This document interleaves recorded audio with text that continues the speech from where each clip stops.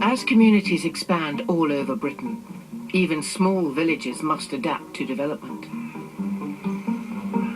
The historic lanes in the Cotswolds, once used by ponies and traps, were fit for purpose, but for today's modern motorists, they can be a nightmare to negotiate.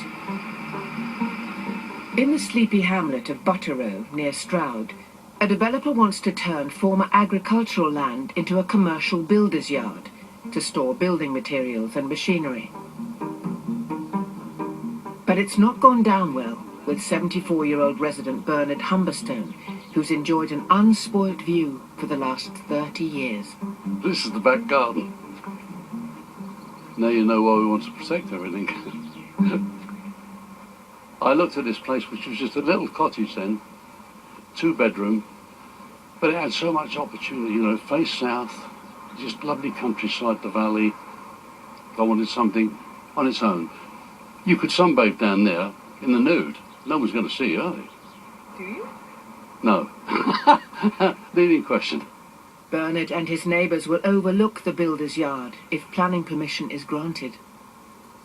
It's not a nice thing to have. It's a hamlet. It's not even a village. Because we're all very greedy. We've all got a lovely countryside to look at. It's all beautiful. You think about it. I don't want to think about it. Planner Phil Skill is on his way to assess the site for the proposed builder's yard. This is Butterrow, and we come off the common over the cattle grid. As a road, this isn't a road, this is a track that has tarmac on it, which isn't untypical of Stroud. However, you know, there's several hundred people who live along here, so people are coming and going. I mean, what you've got to have around here is good neighbours, because you're going to need their drive occasionally just to pull into to avoid something coming the other way. Ooh. Effectively, what we've got here is an application for a change of use. So the land currently stands as agricultural land. It's got a building on the site, and the rest of it to be used as a functional builder's yard, so materials, etc. It's previously used land. It's brownfield. It's more grey field at the moment. We understand that there's possibly asbestos underneath here, so we've got an issue there. Looking out, we've got the AONB, Area of Outstanding Natural Beauty, opposite, so this site's quite visible from the AONB. I'd need to look at that as whether or not that's something that we can mitigate for. Since planning laws were relaxed in 2012, planners are now under more pressure to support growth and expansion in rural areas. Probably one of the bonuses for the applicant is that we've already got a structure on site. The idea behind the application is to convert that into the offices for the company. So that's where the accounts and the restroom and the canteen and all that sort of things are. So at least with this application, we're not taking a bare field and then constructing on it as well. It doesn't need a lot to turn it into something useful. So it's got a hope. Phil will call upon the council's highway officer to assess the access to the site. As we say around here, laters. He'll have 8 weeks to make his final decision.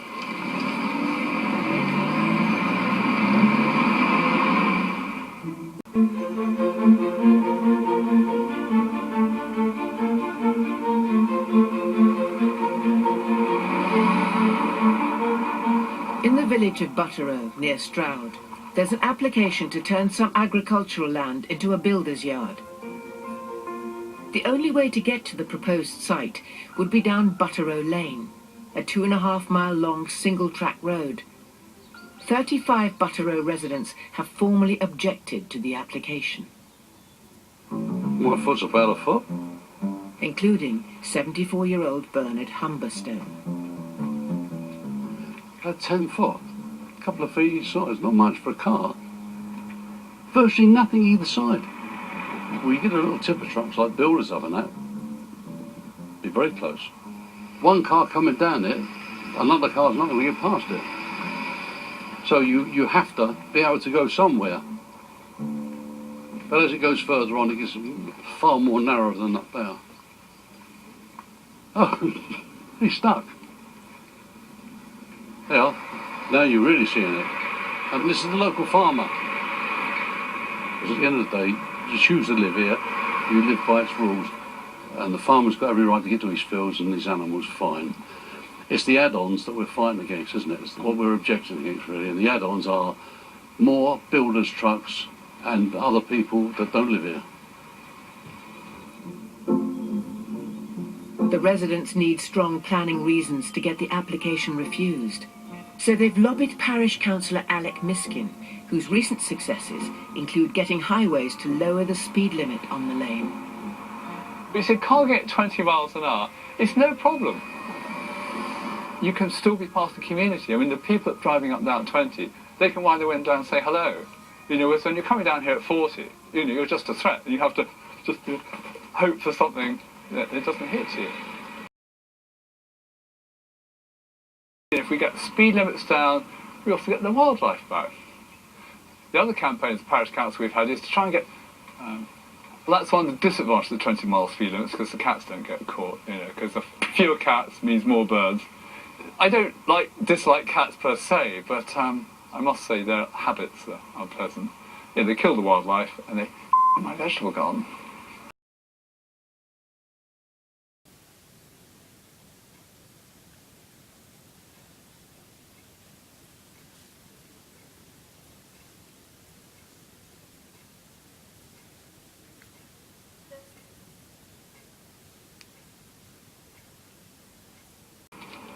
I think, you know, the reason I got into being parish councillor is I got fed up with being mown down. And, well, you can see here, lorry knocked all this lot down and didn't stop, which is quite usual. So everybody is quite keen to minimise vehicle traffic. The lanes are just really not suitable for cars, but you can use them as long as you drive carefully. But if you're not driving carefully, it's no good.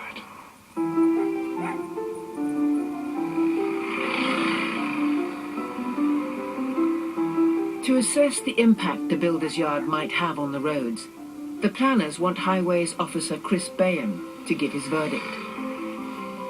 We allow, as part of our standard, 2.4 metres to allow for the bonnet of the vehicle. 1, 2 and a bit. That's approximately 2.4. Now, for it to be acceptable, I would have to be able to see 20 metres that way and 20 metres that way, which you can't. The only way they'll achieve it is if they were to remove the hedge completely. Butterow Lane, there's a restriction on the weight of traffic that can use this. So the surface isn't meant for lots of heavy lorries and things to go over it, turn on it, scuff it up. And we don't have a budget for keep coming out and repairing it. It just doesn't present a safe and suitable access for all users. 2 weeks later, Chris has submitted his highways report. Head of Planning Phil Skill can now make his decision. We've decided with the Butterow Lane application to refuse it on this occasion. So the first refusal reason is that the highways network isn't suitable for this use in this location, and the access onto the site particularly is dangerous. And then the second refusal reason is to do with the area of outstanding natural beauty and the way in which the builder's yard itself will, well, to be quite honest, look but ugly in the landscape at that point.